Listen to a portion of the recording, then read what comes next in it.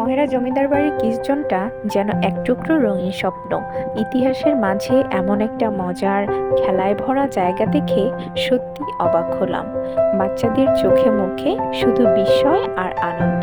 প্রতিটা রাত যেন নতুন এক আবিষ্কার। ও যেখানে যায় বলছে, মা এটা দেখি, মা ওখানে যাই। আমি শুধু দেখছি আর মুগ্ধ হচ্ছি। একটা দোলনায় যখন বসে আকাশের দিকে তাকিয়ে দুলছিল, তখন মনে হচ্ছিল ওর ছোট্ট শৈশবটা যেন উড়তে শিখেছে। ট্রাম্পোলিনে লাফিয়ে লাফিয়েও বলছে, মা আমি আকাশে যাচ্ছি।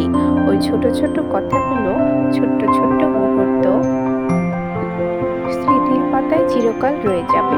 কাছেই ছিল একটা রঙিন কাঠের ঘর, ছোট ছোট টুল, মিনির মতো চেয়ার, আঁকাবাঁকা খেলার সরঞ্জাম, যেন একটা ছোট রাজ্য, শুধু বাচ্চাদের জন্য বানানো। আর আশেপাশের গাছগাছালি, পাখির ডাক, সজীব বাতাস, একটা শান্ত পরিবেশে এত আনন্দ পেয়ে মনটাই ভালো হয়ে গেল। বাচ্চারা খেলছে, হাসছে, ছোটাছুটি করছে, আর বড়রা দাঁড়িয়ে দাঁড়িয়ে সে আনন্দে ভাগ নিচ্ছে। ভীষণ সুন্দর ছিল জায়গাটা।